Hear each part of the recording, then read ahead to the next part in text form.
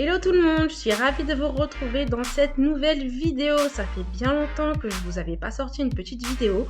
J'ai décidé que pour cette vidéo, on allait parler d'un cas pratique. Il n'y a pas longtemps, j'ai fait un projet pour un studio destiné à la location courte durée ou à la location longue durée. Donc c'était un investisseur immobilier qui a fait appel à moi parce qu'il voulait en fait vraiment rénover un appartement, un petit studio.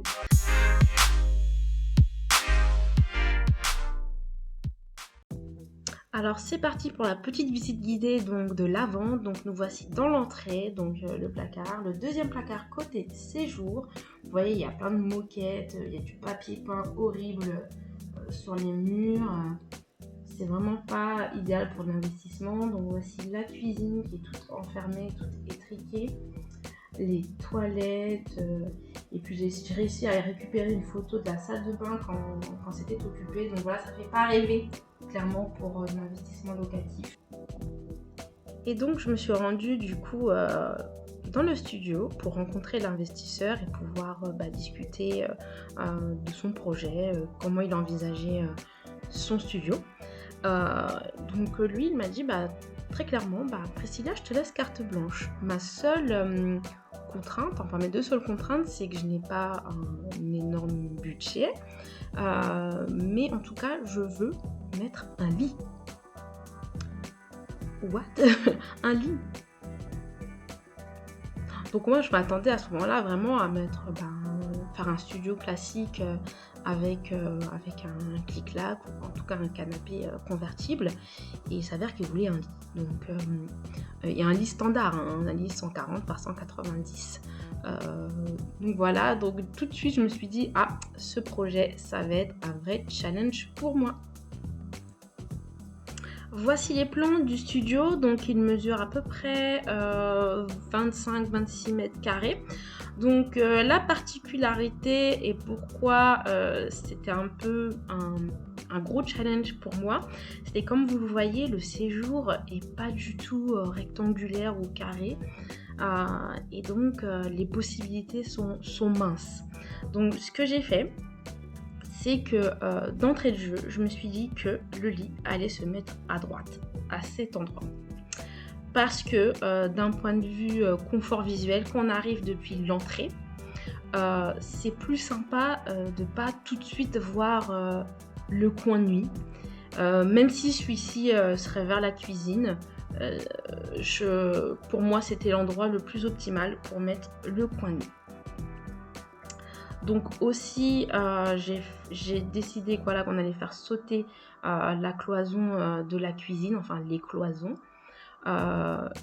et de conserver par contre les deux placards, mais vous le verrez par la suite dans le rendu final. Le placard qui se trouve côté séjour a été cassé finalement, vous verrez.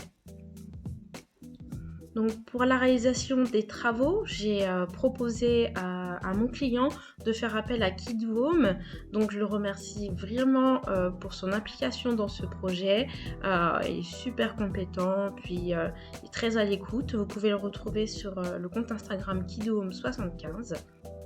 Et voici la projection 3D. Donc nous voilà dans la pièce de vie, donc côté canapé. Donc voilà la verrière avec le coin nuit, donc le petit bureau, donc c'est assez sympa, donc le coin de nuit avec le lit de 140, la cuisine qui est désormais ouverte mais quand même dans un petit coin, la salle d'eau, donc un grand coup de frais dans cette salle de bain jaunie. Donc là c'est beaucoup plus agréable, ça fait plus propre, plus moderne. Les toilettes aussi ont eu droit à un petit coup de neuf. Alors avant de vous montrer l'après, je vous invite, si ce n'est pas déjà fait, à liker la vidéo et puis à vous abonner et à activer la petite cloche.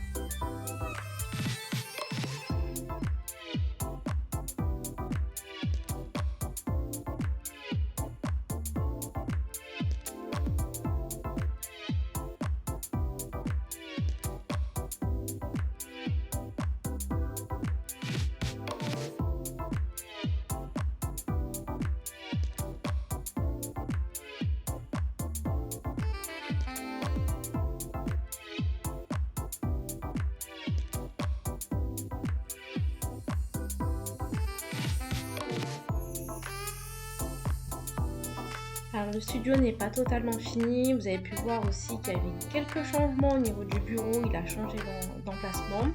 Et vous avez vu aussi une table haute qui je pense selon moi est un petit peu trop grande, mais l'investisseur a tenu à l'acheter.